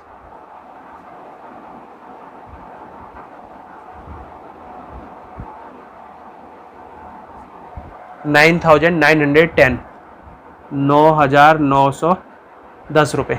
इसके अलावा और क्या खर्चा दे रखा था, ओवरहेड दे रखा था जिसको हम रिकवर करते थे डायरेक्ट वेजेस के प्रपोर्शन में, तो 2 ओवरहेड। एक बात बताओ, हमने रिकवरी रेट निकाला था वर्किंग नोट में, कितना आया था 200%, यानी जितना डायरेक्ट वेजेस लगेगा उसका 200% हम ओवरहेड इनकर्ड कर रहे हैं। तो डायरेक्ट वेजेस कितना है इस 5000 इस प्रोसेस में, इसका 200%, तो कितना आ जाएगा 5000 का 200% यानी कि 10,000, यानी 10,000 हमारा क्या लगेगा, ओवरहेड लगेगा। आगे क्या दे रखा था, आगे कुछ भी नहीं दे रखा था। तो आओ अब हम cost per unit of normal output निकालते हैं। Cost per unit of normal output. कैसे निकालेंगे? टोटल खर्चा, टोटल कितना खर्चा हुआ उनको ऐड करो। 28,200 प्लस में 5,000 प्लस में 9,910 प्लस में 10,000, ये टोटल जो खर्चा हुआ वो हुआ है 53,110 यानी 53,110 रुपीज़। 53,110 इसमें से माइनस कर दो नॉर्मल लॉस की जो नॉर्मल रियलाइजेबल वैल्यू थी 2,350। जब हम ये माइनस कर देंगे तो ये जो बाकी का अमाउंट आ जाएगा उसको किससे रिकवर करेंगे? नॉर्मल आउटपुट से। नॉर्मल आउटपुट देखो कितना हमने कैलकुलेट करा है, 4,230 यूनिट्स। तो 4,230 यूनिट्स ये किसका पार्ट होता है? ये वर्किंग नोट का पार्ट होता है, तो आपको बनाना ही पड़ेगा। 53,110 माइनस में 2,350 ये आ जाएगा 5760। इसको किससे रिकवर करेंगे? 4,230 यूनिट्स से। तो कितना आ जाएगा? ₹12 पर यूनिट, ₹12 पर यूनिट। अब मेरे को एक बात बताओ, नेक्स्ट प्रोसेस तो है नहीं, प्रोसेस बी के बाद खत्म हो जाता है, कहाँ पे चला जाएगा? लास्ट प्रोसेस था तो फिनिश गुड्स अकाउंट में। तो बाय फिनिश गुड्स अकाउंट में। फिनिश गुड्स अकाउंट्स में कितना जाएगा? ऑब्वियसली जितना बना है, बना कितना है? 4,300 यूनिट्स। किस रेट के हिसाब से? Cost per unit of normal output यानी कि 12 के हिसाब से। तो 4,300 इंटू में 12 ये कितना आ जाएगा? 51,600। 51,600 51,600 रुपये। अब एक बात बताओ, इस एबनॉर्मल गेन को क्या करेंगे? 4,700 हमने इनपुट डाला था, 4,700 470 का हम लॉस पहले से सोच के चले थे, तो इसके हिसाब से कितना जाना चाहिए था फिनिश गुड्स में? 4,230 यूनिट्स। लेकिन जा कितना रहा है? 4,300 यानी 4,300 यूनिट्स। तो ज़्यादा किस लिए जा रहा है? ज़्यादा इसलिए जा रहा है क्योंकि कहीं ना कहीं एबनॉर्मल गेन हो गया होगा। तो दोनों साइड मैच नहीं कर रहा। इस साइड में कितना आ रहा है यूनिट्स में? इस साइड में यूनिट्स आ रहा है 4,300 प्लस में 470 यानी 4,770 यूनिट्स यानी 4,770 यूनिट। इस साइड कितना आ रहा है? 4,700 यानी 70 यूनिट इस साइड कम है, तो उसको लिख दो एबनॉर्मल गेन। एक तो तरीका ये है एबनॉर्मल गेन को। दूसरा तरीका क्या है समझने का कि भाई एबनॉर्मल गेन क्या होता है हमारे लिए? गेन है यानी क्रेडिट होगा, तो एबनॉर्मल गेन क्रेडिट होगा तो डेबिट का होगा प्रोसेस अकाउंट। तो प्रोसेस अकाउंट के डेबिट साइड में लिखो टू एबनॉर्मल गेन अकाउंट। कितना यूनिट का एबनॉर्मल गेन हुआ है? 70 यूनिट्स का। इसकी वैल्यू हम किस पे करते हैं? Cost per unit of normal output यानी 12 के हिसाब से। तो 12 के हिसाब से करेंगे तो कितना आ जाएगा? 70 इंटू में 12 ये आ जाएगा 840 का। आओ अकाउंट को बंद करते हैं। इसका टोटल करोगे तो ये आ जाएगा 4,770 यूनिट्स। इसका टोटल करोगे तो ये आ जाएगा, यहाँ तक तो हमने टोटल कर ही रखा था, कितना आया था? 53,110 रुपये। 53,110 प्लस में ये और जोड़ दो 840, तो ये कितना आ जाएगा? 53,950। 53,950। इस साइड का टोटल कितना है? 4,770। इसको एक बार ऐड करके देख लो कितना आ रहा है ना, 51,600 प्लस में 2,350, 53,950। 53,950। मेन पता है क्या? मेन है कॉन्सेप्ट, कि अगर आपको कॉन्सेप्ट पता है कि नॉर्मल लॉस की क्या ट्रीटमेंट होती है, एबनॉर्मल लॉस की क्या ट्रीटमेंट होती है, एबनॉर्मल गेन की क्या ट्रीटमेंट होती है, तो क्वेश्चन हार्ड नहीं होते, क्वेश्चन तो आप आराम से कर जाओगे। मेन होता है कि कॉन्सेप्ट को समझो कि नॉर्मल लॉस का क्या ट्रीटमेंट होता है प्रोसेस अकाउंट में, उसको बार बार पढ़ो, उसको समझने की कोशिश करो। एबनॉर्मल गेन का क्या ट्रीटमेंट होता है, एबनॉर्मल लॉस का क्या ट्रीटमेंट होता है, जब आपको कॉन्सेप्ट समझ आ जाएगा तो क्वेश्चन आप आसानी से कर दोगे। और इस क्वेश्चन में क्या मांग रहा था? और इस क्वेश्चन में आपसे मांग रहा था बस प्रोसेस ए और प्रोसेस बी अकाउंट ही मांग रहा था। अब नॉर्मल गेन तो मांग नहीं रहा था, ना ही नॉर्मल लॉस अकाउंट मांग रहा था। आओ अब हम नेक्स्ट क्वेश्चन करते हैं। इलस्ट्रेशन नंबर 8.14, ये भी क्वेश्चन एग्जाम में आ चुका है। पढ़ते हैं क्वेश्चन क्या कह रहा है। Product passes through two distinct process A and B. एक प्रोडक्ट जो है वो दो अलग अलग प्रोसेस से होकर गुजरता है, प्रोसेस ए से और प्रोसेस बी से। From the following information you are required to prepare process account, abnormal loss oblique profit account, यानी एबनॉर्मल लॉस या फिर गेन अकाउंट भी आपसे मांग रहा है। यानी अगर एबनॉर्मल लॉस होगा तो एबनॉर्मल लॉस अकाउंट बनाना पड़ेगा, और अगर एबनॉर्मल गेन हो रहा होगा तो एबनॉर्मल गेन अकाउंट बनाना पड़ेगा। देखो क्वेश्चन क्या कह रहा है, क्वेश्चन कह रहा है कि units issued process A 10,000 units of ₹10 each, यानी जो हम यूनिट्स इशू कर रहे हैं वो 10,000 यूनिट्स इशू किया हमने प्रोसेस ए में, कितने के हिसाब से, 10 रुपये पर यूनिट के हिसाब से। इसके अलावा और मटेरियल हम ऐड कर रहे हैं, प्रोसेस ए में 40,000 का, प्रोसेस बी में 30,000 का। डायरेक्ट लेबर कितने का दे रखा है, 20,000 का, और प्रोसेस बी में 24,000 का। ओवरहेड दे रखा है 12,600 का, और वहाँ पे ओवरहेड जो इनकर्ड हो रहा है वो 20,500 का। नॉर्मल वेस्टेज दे रखा है 5% का, 5% का, दोनों ही केस में। अब चेक करते हैं कि नॉर्मल लॉस जो है स्क्रैप के नेचर का है, क्या उसकी रियलाइजेबल वैल्यू है या फिर डिस्पोजल कॉस्ट है या फिर टोटल लॉस या फिर वेट लॉस के नेचर का है। नीचे क्वेश्चन कह रहा है scrap value of normal loss, यानी नॉर्मल लॉस की स्क्रैप वैल्यू है, यानी अब की बार नॉर्मल लॉस स्क्रैप के नेचर का, उसकी रियलाइजेबल वैल्यू है। कितना दे रखा है आपको, 5 पर यूनिट के हिसाब से प्रोसेस ए का, और प्रोसेस बी का दे रखा है ₹10 पर यूनिट के हिसाब से। आउटपुट दे रखा है, यानी एक्चुअल आउटपुट दे रखा है, तो पक्का बात है कि एबनॉर्मल गेन या एबनॉर्मल लॉस हो रहा होगा क्वेश्चन में। आउटपुट कितना दे रखा है, 9,400 यूनिट्स, और प्रोसेस बी में कितना दे रखा है, 9,000 यूनिट्स। याद रखना, जब भी आपको एक्चुअल आउटपुट या एक्चुअल लॉस दे रखा हो तो हमेशा उस क्वेश्चन में जनरली होता ही है कि एबनॉर्मल गेन या फिर एबनॉर्मल लॉस हो ही रहा होगा, तभी आपको एक्चुअल आउटपुट या एक्चुअल लॉस दे रखा होगा। लेकिन अगर आपको एक्चुअल आउटपुट या एक्चुअल लॉस नहीं दे रखा होगा तो जनरली उस क्वेश्चन में एबनॉर्मल लॉस या फिर एबनॉर्मल गेन नहीं होता। जो नॉर्मल आउटपुट होता है उसी को हम क्या कर देते हैं, नेक्स्ट प्रोसेस या फिर फिनिश अकाउंट में ट्रांसफर कर देते हैं, उसी को हम एक्चुअल आउटपुट मान लेते हैं। आओ इस क्वेश्चन को हम सॉल्व करते हैं। सबसे पहले हम प्रोसेस ए अकाउंट बनाते हैं। कितना यूनिट्स इशूड हुआ था प्रोसेस ए में, क्वेश्चन को देखो। क्वेश्चन क्या था कि 10,000 यूनिट इशूड हुआ है प्रोसेस ए में और 10 रुपये ईच के हिसाब से। तो लिखो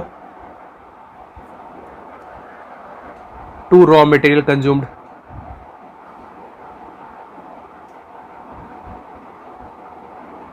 या फिर आप 2 इनपुट्स भी लिख सकते हो, 2 रॉ मटेरियल कंज्यूम्ड, ब्रैकेट में लिख दो इनपुट्स है। कितना दे रखा था, क्वेश्चन दे रखा था 10,000 यूनिट्स 10 के हिसाब से कितना हो जाएगा, 1 लाख का। इसके अलावा सिर्फ अभी क्वेश्चन में प्रोसेस ए पे फोकस करो। इसके अलावा और कितना मटेरियल ऐड किया गया था, 40,000 रुपीज़ का और मटेरियल ऐड किया गया था। तो लिखो 2 मटेरियल,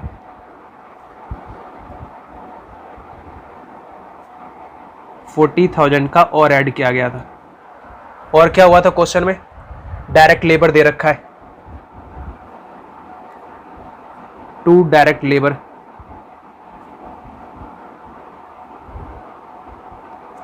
डायरेक्ट लेबर कितने का दे रखा है। अगर आप डायरेक्ट लेबर को देखोगे तो डायरेक्ट लेबर आपको दे रखा है 20,000 का। उसके अलावा क्या दे रखा है, उसके अलावा आपको ओवरहेड दे रखा है 2 ओवरहेड। ओवरहेड क्या होता है, indirect material, indirect labour, indirect expenses के सम को हम ओवरहेड बोलते हैं। कितना दे रखा है ओवरहेड, 12,600 का, 12,600 का। क्वेश्चन कह रहा है कि नॉर्मल वेस्टेज जो है कितना दे रखा आपको, नॉर्मल वेस्टेज 5% ऑफ इनपुट है। अब एक बारी हम वर्किंग नोट में कैलकुलेट करते हैं कि नॉर्मल लॉस कितना आएगा। नॉर्मल लॉस,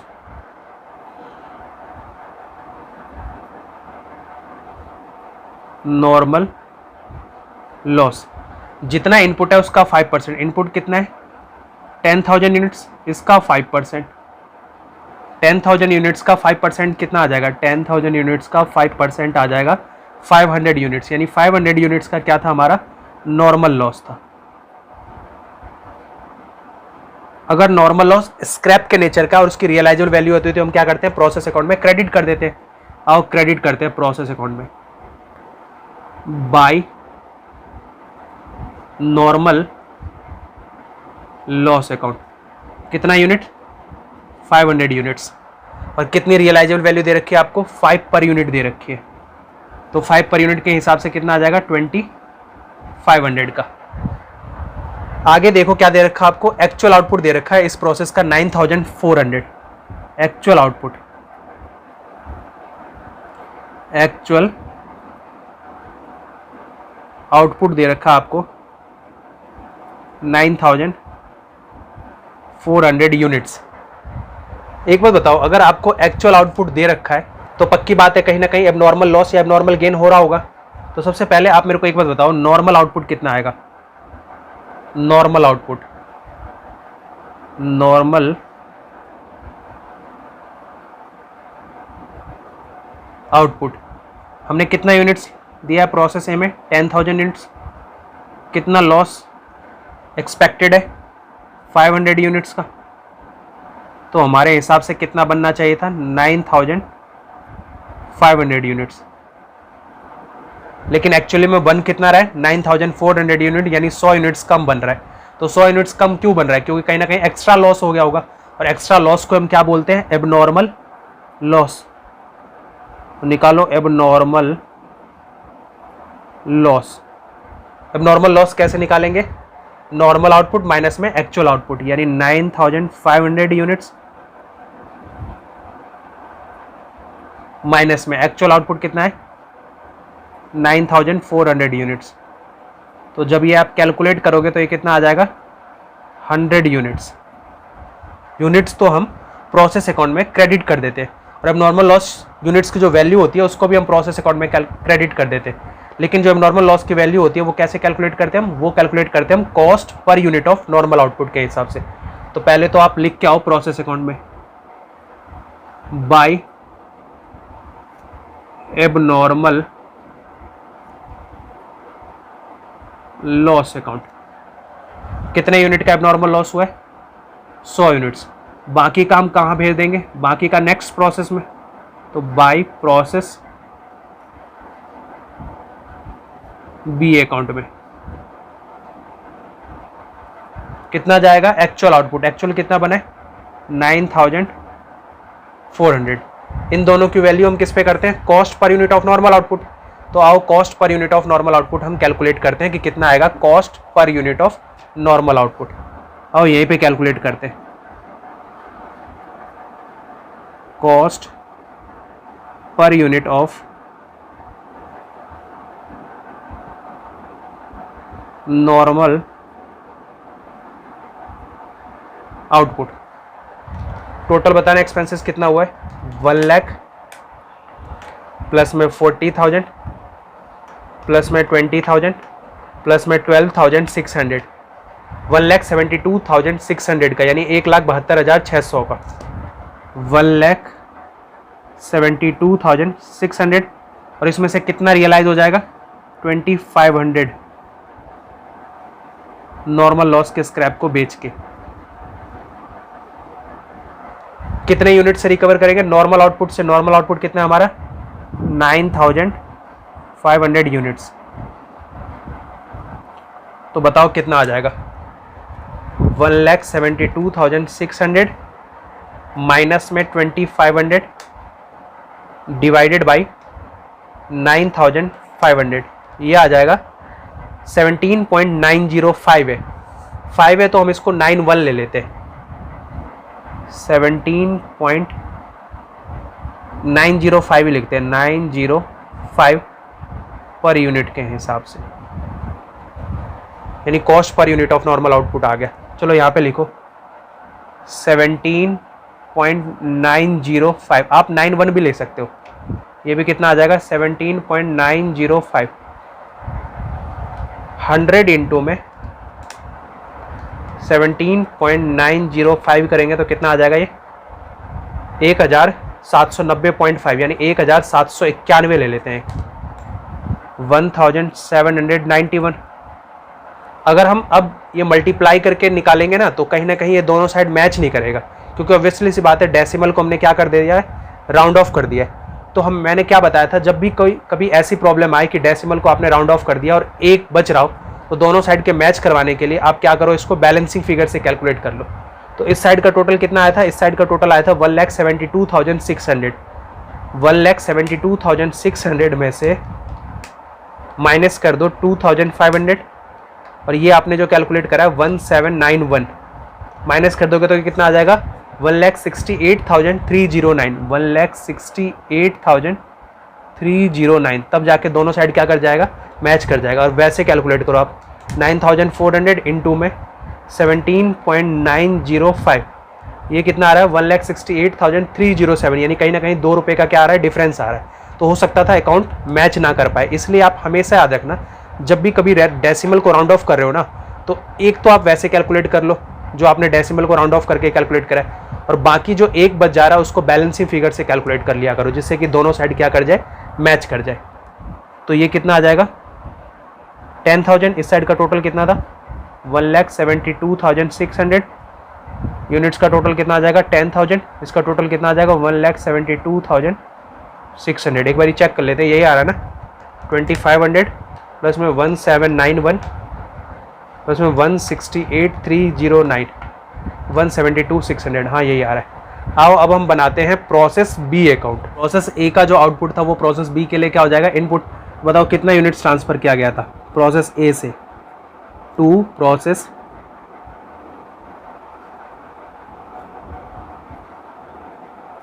ए अकाउंट।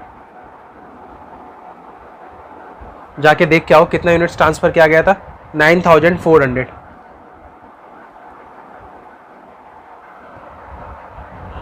कितने रेट के हिसाब से, रेट जो था हमारा वो था 17.905। उसके हिसाब से हमने बैलेंसिंग फिगर से निकाला था। ये अमाउंट कितना आया था 1,68,309 1,68,309। और क्या हुआ था इस क्वेश्चन में, प्रोसेस बी में भी मटेरियल इसके अलावा ऐड किया गया था। तो लिखो टू मटेरियल।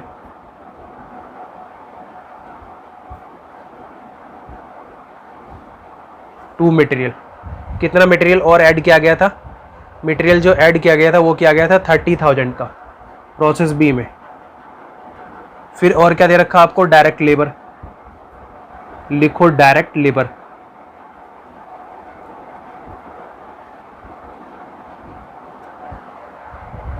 डायरेक्ट लेबर कितने का 24,000 का। उसके अलावा क्या दे रखा आपको, ओवरहेड। ओवरहेड कितना दे रखा है,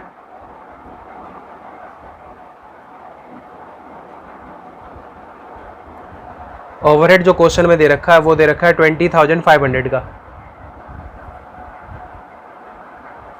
फिर क्वेश्चन कह रहा था आपसे कि नॉर्मल वेस्टेज जो है वो प्रोसेस बी में वो 5% का है। तो निकालो यहाँ पे नॉर्मल लॉस, या यहीं पे लिख दो ना सीधा, बाय नॉर्मल लॉस 5% का।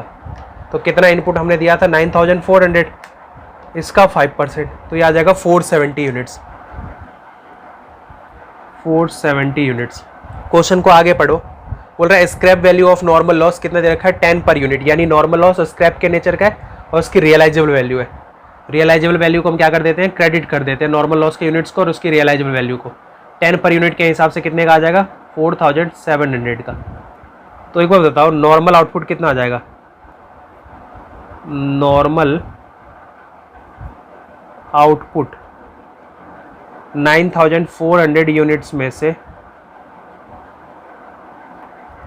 उसमें से 470 यूनिट्स तो हम लॉस एक्सपेक्ट करके चल रहे थे। तो हमारे हिसाब से कितना आउटपुट बनना चाहिए था 9,400 माइनस में 470, 8,930 यूनिट्स। 8,930 यूनिट्स। एक्चुअल आउटपुट देखो कितना है प्रोसेस बी का। एक्चुअल आउटपुट जो दे रखा है आपको एक्चुअल आउटपुट दे रखा है वो आपको 9,000 का दे रखा है एक्चुअल आउटपुट।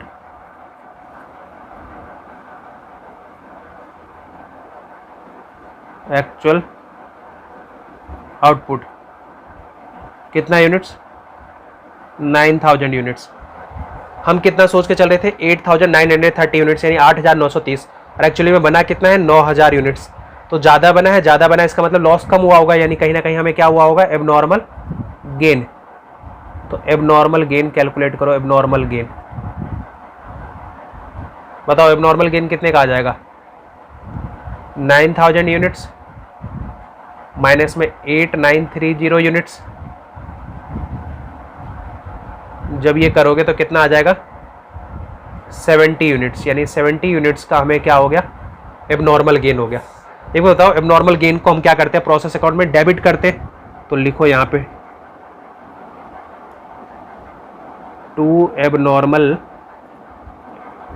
गेन कितने यूनिट्स हुए? 70 units.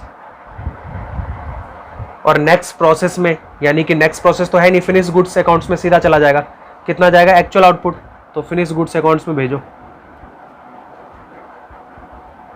Bye finish goods account. कितना जाएगा? एक्चुअल आउटपुट, एक्चुअल आउटपुट कितना है? 9000 यूनिट्स। इन दोनों की वैल्यू हम किस पे करते हैं? Cost per unit of normal output के हिसाब से। तो आओ अब हम कैलकुलेट करते हैं cost per unit of normal output. यहाँ पे कैलकुलेट करते हैं cost per unit of normal output. बताओ मेरे को टोटल एक्सपेंसेस कितना है? 1,68,309 प्लस में 30,000 प्लस में 24,000 प्लस में 20,500, 2,48,809, 2,42,809 रुपये, 2,42,809 माइनस कर दो 4,700 जो नॉर्मल लॉस के स्क्रैप को बेच के हमें नॉर्मल रियलाइजेबल वैल्यू रियलाइज हो जाएगी। और इनको हम कितने से रिकवर करेंगे? नॉर्मल आउटपुट से। आप सही से वर्किंग नोट बनाना। नॉर्मल आउटपुट हमारा कितना है? नॉर्मल आउटपुट है 8,930 यूनिट्स, 8,930 यूनिट्स। तो बताओ कैलकुलेट करके कितना आ जाएगा? एक बारी हम इसको क्रॉस वेरिफिकेशन कर लेते हैं कि यही आ रहा है ना। 1,68,309, 30,000, 24,000, 20,500, 2,42,809। ठीक है, माइनस करेंगे इसमें से 4,700, तो 2,38,109 आ जाएगा। इसको कितने से रिकवर करना है? नॉर्मल आउटपुट से, यानी 8,930 से। 8,930 तो ये आ जाएगा 26.66, यानी 26.66 पर यूनिट के हिसाब से हम क्या करेंगे? इस एबनॉर्मल गेन की और फिनिश गुड्स अकाउंट की वैल्यू निकालेंगे। चलो 26.66 के हिसाब से इसकी वैल्यू निकालो। 70 इंटू में 26.66, ये कितना आ जाएगा? 1866। 1866 इसकी वैल्यू हम कितने के हिसाब से करेंगे? 26.66। लेकिन मैंने क्या कहा था आपको, जब भी कभी हम डेसिमल को राउंड ऑफ करते हैं तो अच्छा होता है कि आप बैलेंसिंग फिगर से ले लो, ताकि दोनों साइड क्या कर जाए? मैच कर जाए। अगर आप वैसे कैलकुलेट करोगे तो हो सकता है अकाउंट मैच ना करे, क्योंकि हम डेसिमल को क्या कर देते हैं? राउंड ऑफ कर देते हैं। 168,309,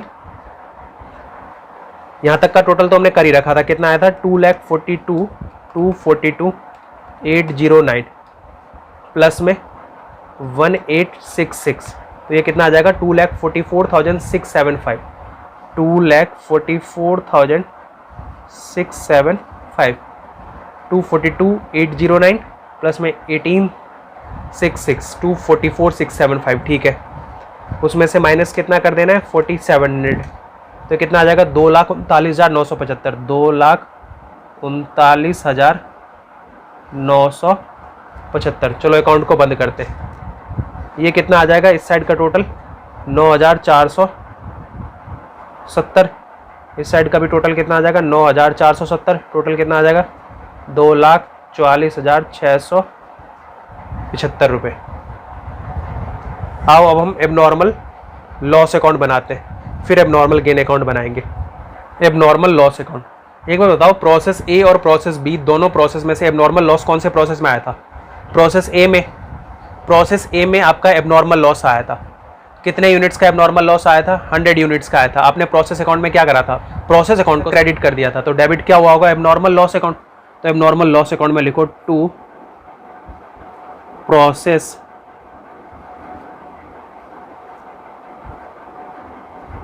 ए।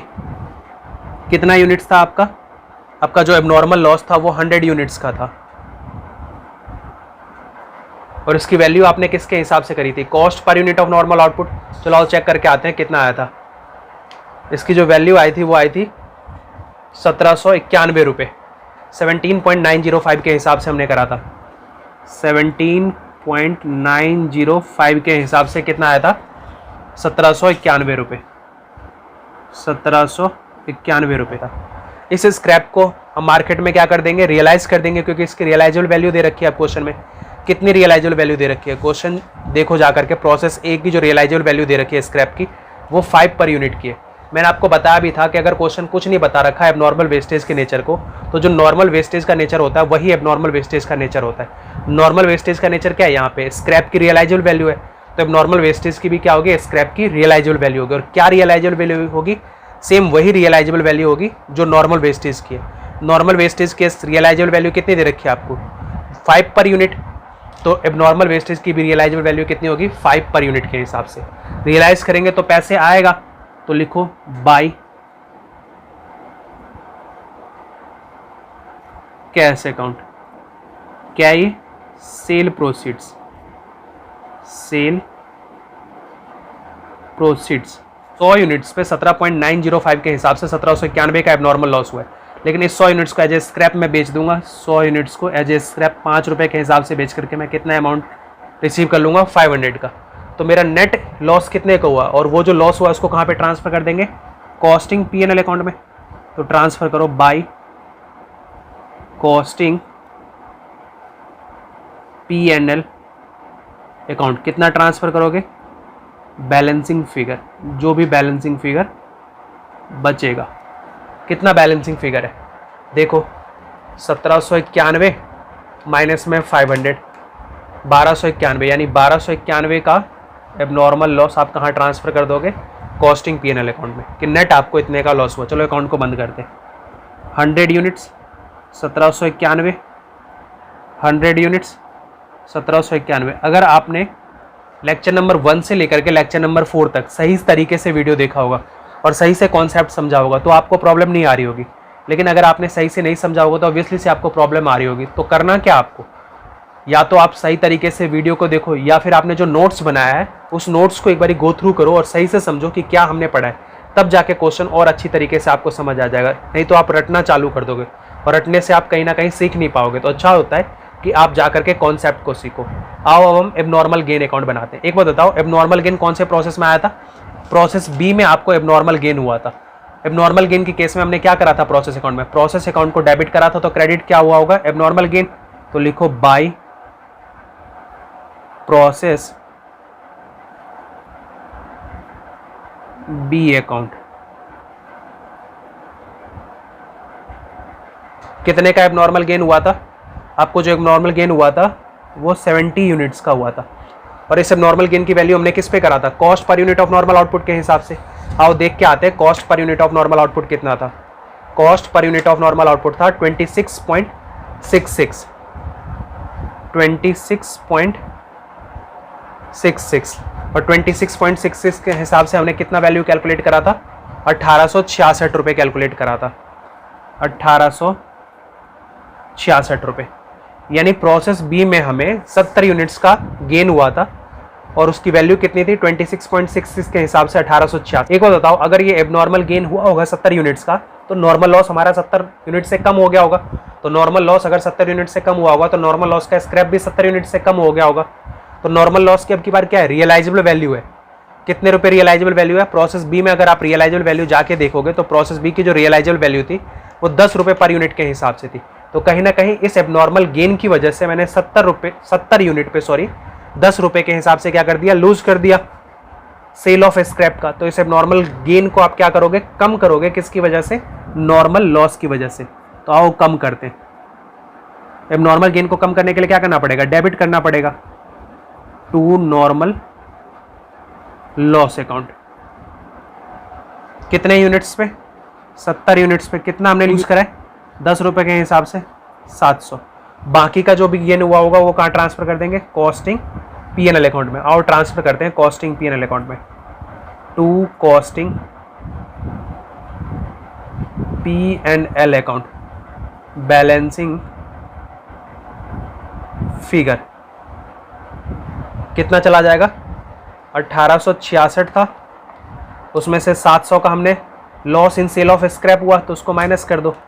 1166 का अल्टीमेटली हमें नेट एबनॉर्मल गेन हुआ है। 1166 रुपये हम कहाँ ट्रांसफर कर देंगे, कॉस्टिंग P&L अकाउंट में। अकाउंट को बंद करो। 70 1866, 70 1866। इस क्वेश्चन में आपसे नॉर्मल लॉस अकाउंट नहीं मांग रहा है, लेकिन आओ अब हम नॉर्मल लॉस अकाउंट बनाते हैं ताकि नॉर्मल लॉस अकाउंट बनाना हमें अच्छे तरीके से आ जाए। नॉर्मल लॉस अकाउंट, एक बार बताओ, प्रोसेस ए अकाउंट में नॉर्मल लॉस के केस में हमने क्या करा था? प्रोसेस अकाउंट को क्रेडिट करा था, तो इसका मतलब डेबिट क्या हुआ होगा? Normal loss account. तो to process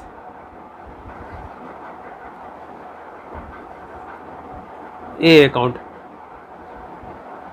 process A account में जाके देख के आओ कितने का आपको नॉर्मल लॉस दे रखा था? 500 यूनिट्स का। और रियलाइजेबल वैल्यू कितनी थी? 5 के हिसाब से कितने का? 2500 का।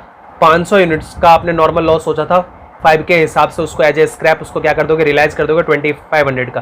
तो चलो आओ रियलाइज करते हैं। By cash account, sale proceeds, abnormal loss की वजह से जो स्क्रैप जनरेट हुआ होगा उसका सेल प्रोसीड्स तो एबनॉर्मल लॉस अकाउंट में गया होगा, और अभी हमने लिखा था हमने उसका sale proceeds. Normal loss account में किसका सेल प्रोसीड्स आएगा? सिर्फ नॉर्मल लॉस का। तो 500 यूनिट्स 5 रुपए के हिसाब से कितने का? 2500 का। ये तो हो गया प्रोसेस अकाउंट ए अकाउंट का नॉर्मल लॉस। चलो इसको बंद करते हैं।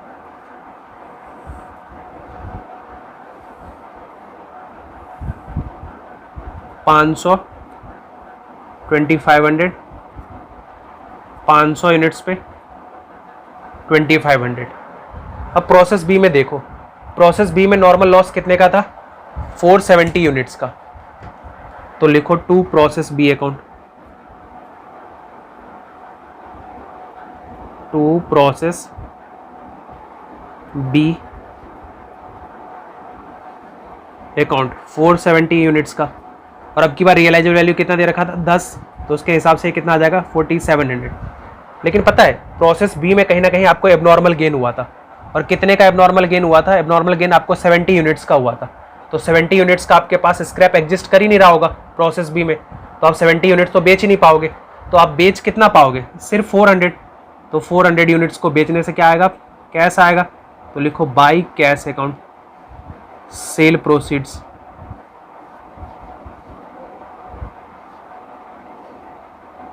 कितने यूनिट्स आप बेच पाओगे? 400 यूनिट्स 10 के हिसाब से कितने का? 4000। बाकी का यूनिट्स क्यों नहीं बिका? एबनॉर्मल गेन की वजह से। और वैसे भी जाके देखो एबनॉर्मल गेन अकाउंट में आपने क्या एंट्री करा था? Abnormal gain account debit to normal loss ना, यानी नॉर्मल लॉस को क्रेडिट करना है। किसकी वजह से? एबनॉर्मल गेन की वजह से। तो बाय एबनॉर्मल गेन अकाउंट कितने यूनिट्स पे? 70 यूनिट्स पे 10 के हिसाब से कितने का? 700 का। अकाउंट को बंद करो। 470, 4700, 470, 4700। आप इस अकाउंट को कंबाइन भी कर सकते थे, ये बंद करने की ज़रूरत नहीं थी, लेकिन अच्छा होता है बंद करके बनाओ ताकि आपको कन्फ्यूजन ना हो जाए। और वैसे भी आप नहीं भी बंद करके बनाओगे तो बस ये हटा दो आप। यहाँ पे क्या लिखा? टू प्रोसेस अकाउंट 505, 2500, फिर लिखोगे टू प्रोसेस बी अकाउंट 470, 10, 4700। जहाँ पे लिखा ना बाई कैश अकाउंट, तो बाई कैश अकाउंट 2 बार मत लिखना, एक ही बार हेडिंग लिखना बाई कैश अकाउंट। फिर लिखना प्रोसेस ए ब्रैकेट में सेल प्रोसीड्स 500 इंटू में 5, फिर process B sale proceeds 400 into में 10, 4000 का, फिर बाई एबनॉर्मल गेन अकाउंट। यानी आप इस अकाउंट को क्या कर सकते हो? कंबाइन भी कर सकते हो। बेहतर होता है कि अलग अलग अकाउंट बनाओ, कोई कन्फ्यूजन ही ना हो जाए। आज की वीडियो लेक्चर को हम यहीं पे ख़त्म करते हैं। नेक्स्ट क्लास में हम इलस्ट्रेशन नंबर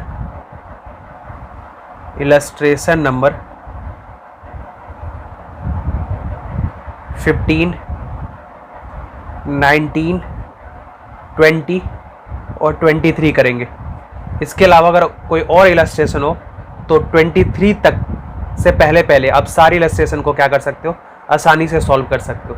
मेन पता है क्या? मेन मैं फिर बोलूँगा कि कॉन्सेप्ट होता है। आप अपने कॉन्सेप्ट को अच्छी तरीके से रिवाइज कीजिए, कॉन्सेप्ट को अच्छी तरीके से समझिए कि करते कैसे ट्रीटमेंट अब normal loss, normal gain, normal loss का क्वेश्चन तो आप आराम से कर लोगे। नेक्स्ट क्लास में हम 1-2 छोटे छोटे कॉन्सेप्ट भी सीखेंगे।